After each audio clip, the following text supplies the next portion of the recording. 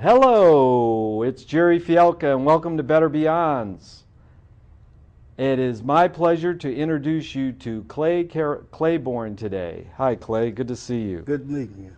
Clay is an activist and a filmmaker. His latest documentary is Vietnam, American Holocaust. It's a pleasure to have you here, Clay. And the first question, here, yeah, thanks. Yeah. The first question is, what is your favorite form of information? My favorite form of information is the written word. Is the written word. Yes. You're a print media guy. Yes. You want to read. Right. And do you think there's a particular reason why humans collect information? So we can navigate our way through life. All right. I like that navigate word. Is it this tendency to navigate, is it DNA or is it learned? Are we hardwired to do that or is it something we learn? I think it's a combination of both. You know, if you look at the way the human animal is structured, we're structured to learn. You know, a lot of animals have claws. They have very specific tools. We have like these general instruments that not necessarily very useful in and of themselves, but the fact that they can use tools. And if you look at actually the formation of human beings, particularly like our hands, for example, walking upright, is it DNA or is it learning? Obviously, there's some combination of both. You know, right. That the learning got incorporated into the DNA through natural selection. The hands got formed by the tools that we use. You know, there's a lot of theory that our hands, for example, are formed the way they are for holding, you know, millions of years of holding rocks and chipping pieces off of them, you know. And from that we've grown to, you know, so I think it's kind of a false distinction. We gather information about the world so we can figure out how to survive, how better to survive, how to progress. How to progress, that's Yeah. good. Now, what is your earliest memory? Earliest memory. Do you have one? I don't think I do. I remember my childhood. I remember Christmases. I remember the beach at Atlantic City, Erector sets, Tinker Toys, those things, you know. And do you think memory is a curse or a blessing?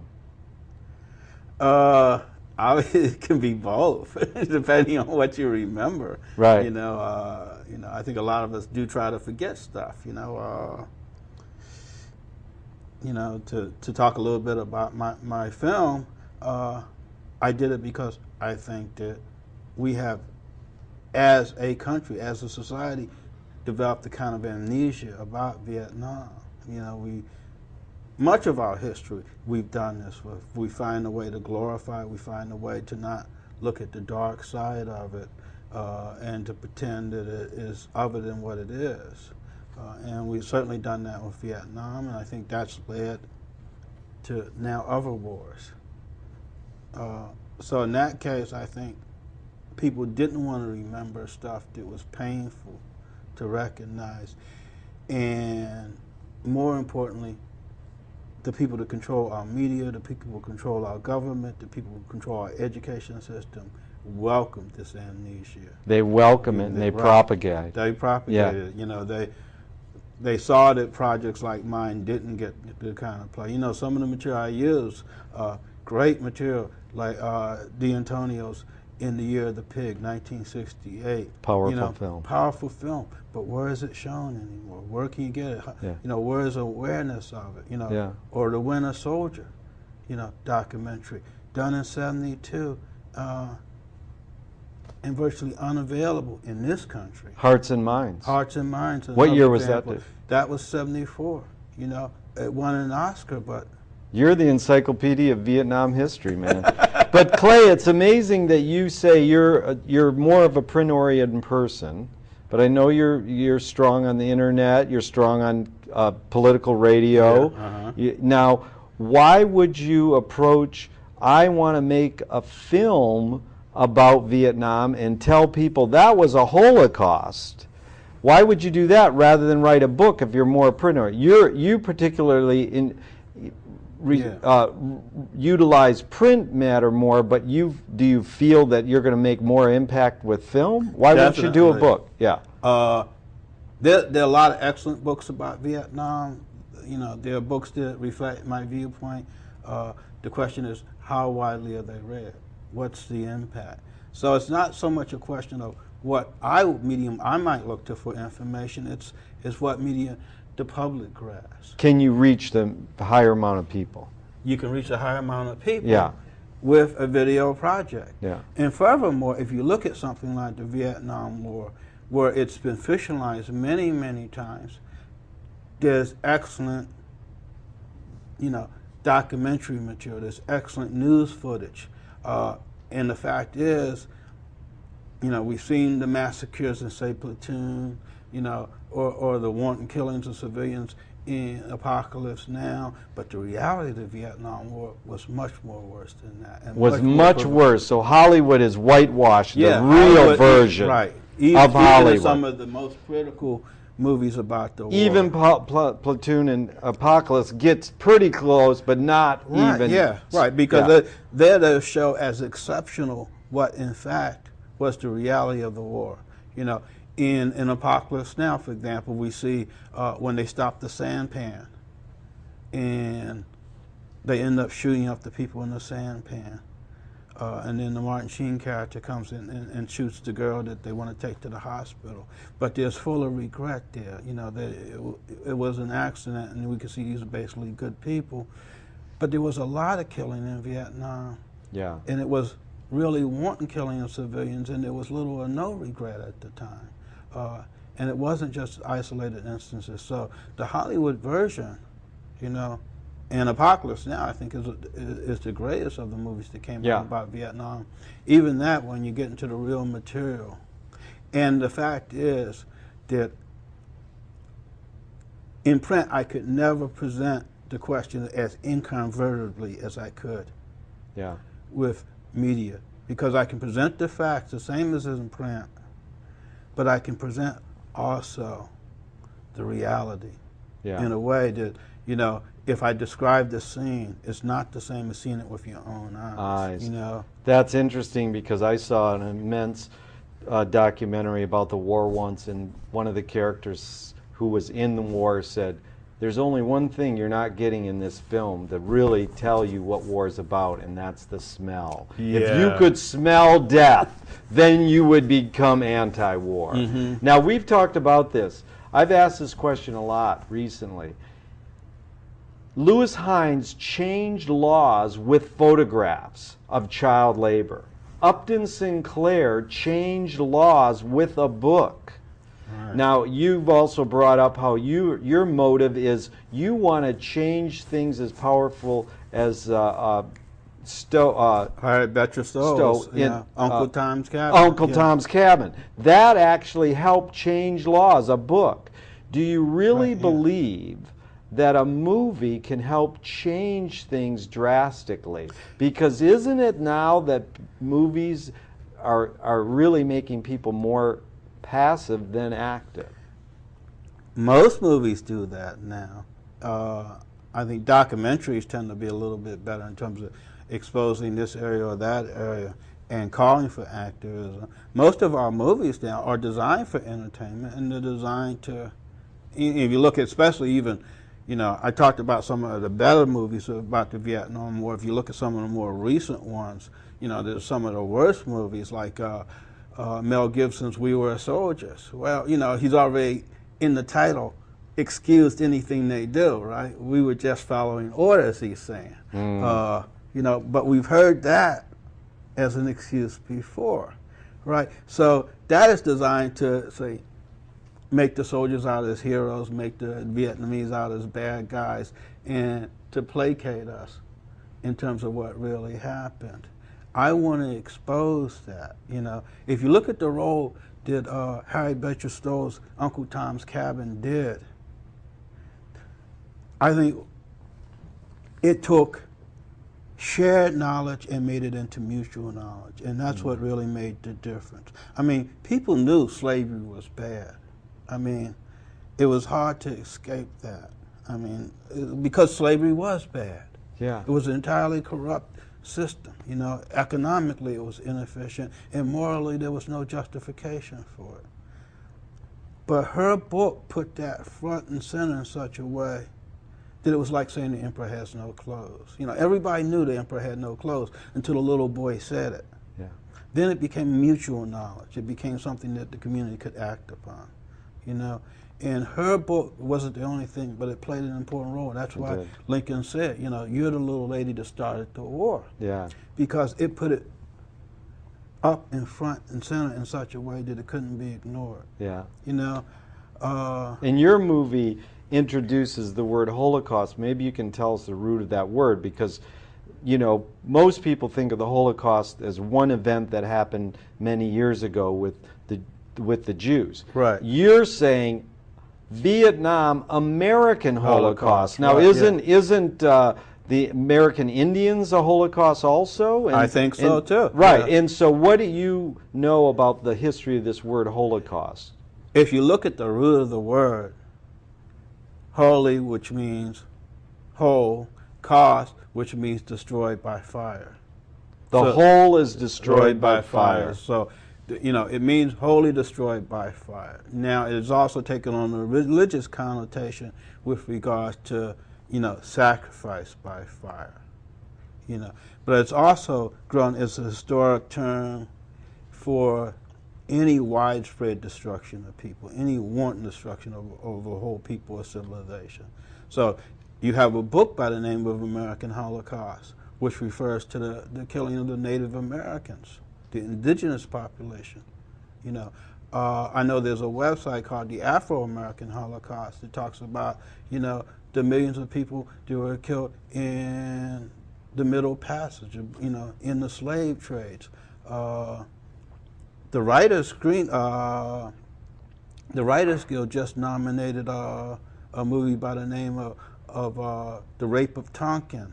I think it's called The Rape of Tonkin, the Unknown Holocaust of World War II. So, you know, and of course there obviously was the Jewish Holocaust that took place in Germany.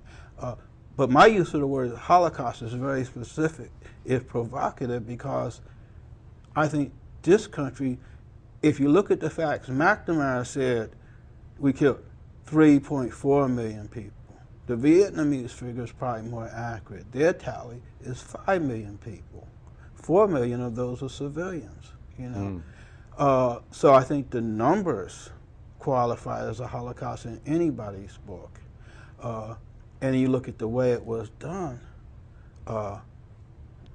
the flames part of is particularly apropos, because mainly we destroyed them by bombing. And then our search and destroyers were going around and physically burning down whole villages, you know, destroying whole crops with fire and Agent Orange and stuff like that. So also I think there's an important lesson in terms of how Germany, a positive lesson into how Germany has dealt with their Holocaust, with the Jewish Holocaust. And they recognized that as a great crime in their laws and in their culture. But yet America's never recognized any of its Holocaust. No, none of them. You know, and most particularly, you know, Vietnam. You know, because Vietnam represents the extension of the military-industrial complex and what it would become after World War II. It's funny, just yesterday I was watching on PBS, they were talking about the stock market crash, what's going on now. And one commentator, he wanted to make the argument that the stock market operates in a very irrational manner. And the example he gave was, he asked the question, what did the stock market do after President Kennedy was assassinated? Did it go up or down? And of course his argument was, given this great tragedy, this loss of leadership, you assume a crisis in the stock market, it would go down. But it went up. But he used that as an example of how irrational the stock market is. Why should it go up when the president's assassinated? But I think along the lines of a lot of people that question the deeper motives behind Kennedy's assassination. If indeed he was intending to pull troops out of Vietnam and curtail that little adventure, and if indeed that had, even if that had nothing to do with his assassination, even if it was a lone gunman, now you can understand why the stock market would go up. Right. Because if you look at the billions and billions of dollars that were made by major American corporations, not Bell Helicopter with its LBJ connections, the least of them, and you realize if Kennedy, and there's a lot of evidence that he was going to curtail that his assassination was a boon to business. Yeah. It meant that they can continue their war industry unabated with their planned, conquest of Vietnam. Yeah. So yeah, that stock market went up, but not necessarily irrationally. Yeah. So right now, I would say in many ways that this military-industrial complex, this perchance for foreign invasions, plays much the same role that slavery did, in the middle of the 19th century. Yeah. It is, say, the big bugaboo, the big thing that's holding back America from realizing its dream. If we can't conquer this and take back the control of our own armed forces and the control of our foreign policy and act in a way that makes us a better partner for the world, then there's no future for this country. Right. So that's the one thing we got, and the fact that we're involved in another war now, and we have John McCain, for instance, possibly running for presidency, and all of these things, this is something this country has to face. Right.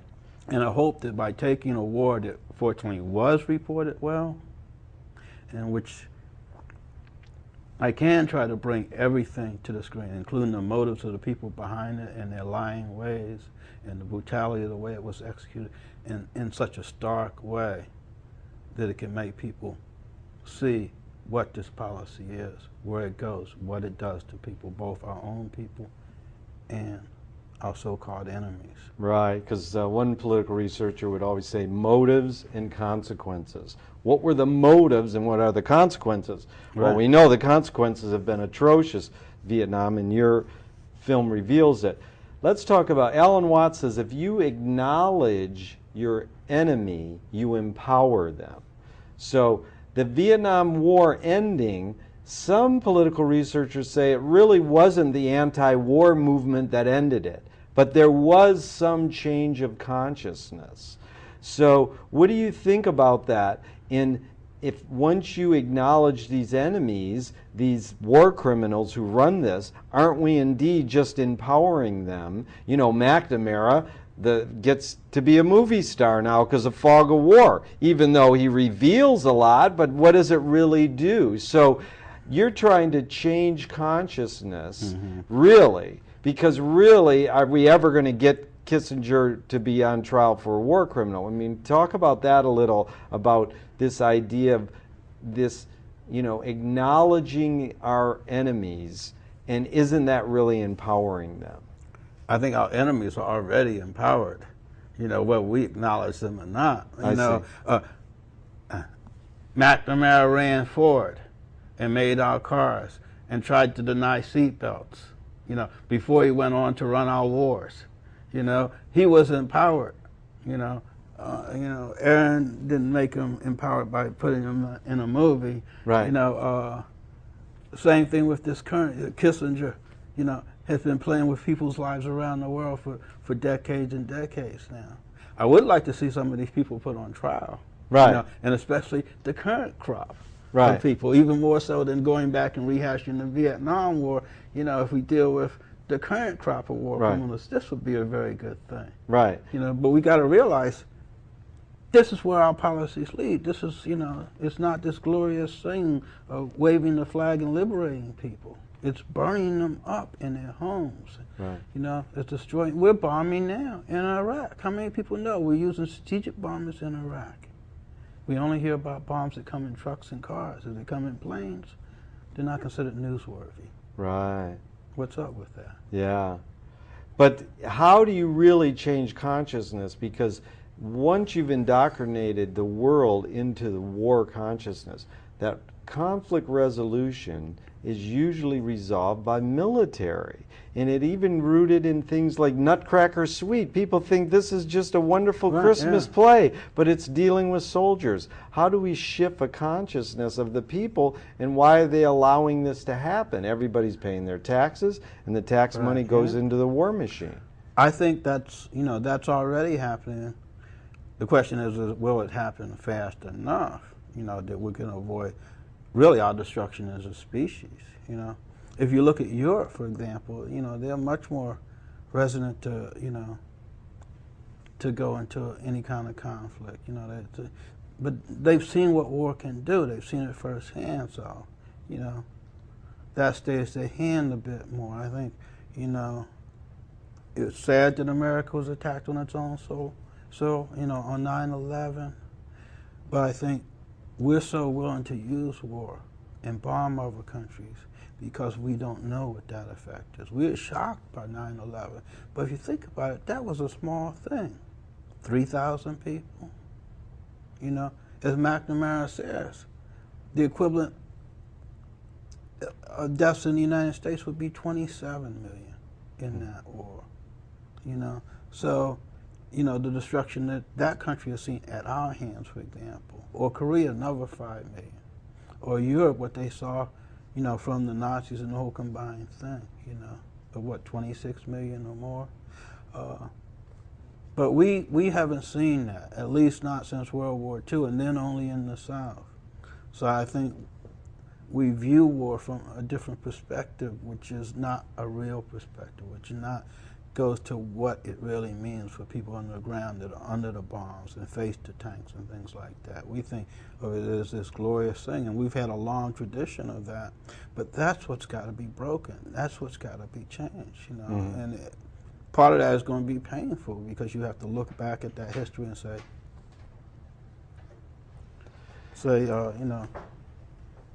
that this was not what we cracked it up to be, and this is something that we do need to change. Well, we're talking to Clay Claiborne. You made a film called Vietnam American Holocaust. It's a strong piece, and people can just Google it and find it on the web, and it's a pleasure talking to you, Clay. Do you think evil people actually exist, or does evil use people as a vehicle? I think both things happen. Really? Yeah. And I think what really is evil is a system that has passed its prime and wants to hold people back, wants to hold humanity back. So something that was good at one point, say capitalism, can turn into something that is bad, say imperialism. Yeah. So it's not an easy thing what is evil and what is not. Things can become evil that weren't before. Yeah. Do you think loyalty is based on reason? Yeah, and experience. And experience. Yeah, and experience, yeah. Yeah. And what's more important for you, conviction or compromise?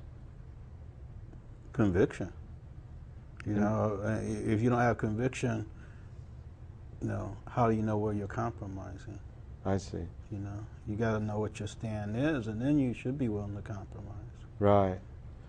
And then in regards to ambition, is ambition based more on fear or joy in the general scheme of things? I guess it would depend on the individual. Yeah. What about for you? Kind of hard to say. I don't think I have personal fear, but I do have fear for, where this experiment in humanity is going, But I also have joy, and, what I do it brings me joy. So, it's what I feel like needs to be done or I need to be doing. So, in that sense, that's what motivates me. Well, what motivated your activism? Why did you get politically active? What did you see happening where you said, hey, I want to go try to make a difference? Well, I started out to be an engineer, and deal with technology in a lot of ways. That's where I want to be. But I also see that, we're in this system where things are careering out of control, and so the most important thing is to regain that control, for humanity to regain that control. Otherwise, it doesn't matter, you know. So I kind of take the position that, you know, if that's done, you know, which is a revolutionary change, you know, there's plenty of time to get back to the other things, the technology and those things. If that's not done, then, you know, choose your poisons: global warming, nuclear, you know, warfare, or just conventional warfare, you know, or just complete economic contradictions of, you know, too much housing and too many homelessness, you know, right. Starvation and burning of crops, and, you know, all of these things. So I think the call is there for everyone to be an activist. We're in a period where, you know, it's like, if the ship, you know, why do you want to bail water when the ship is sinking, you know? Right. Yeah. You know, the question is, why aren't you bailing? You know, why are you sitting there sipping your cocktails on the deck of the Titanic when, you know, when everybody can see it's going down? Yeah. You know? And you may not know what the right thing to do is, and you may not do the right thing, but if you're not doing anything, you're definitely doing the wrong thing. Yeah. Yeah, well, activism is an important thing, but it's like, it's how do you enlighten people to become active? Because like you talked earlier, amnesia, it's like somnambulism. People are numbed out by all this technology, right. entertainment, and then you got politics is just a branch of the entertainment business. Right. I think that's the really hard part is, you know, is to try to break through that somehow and make some small change in someone's consciousness. You know, if someone can see my film and come away with a real view of the Vietnam War, and they can extrapolate that to a lot of other things, and if they can hold that, then maybe that helps move them forward, and maybe it helps move the whole country forward in one small way. Right. Well, that's good. Vietnam, American Holocaust. So this is your first film. How does it feel? You know, what's your main thing you've learned about making a first film?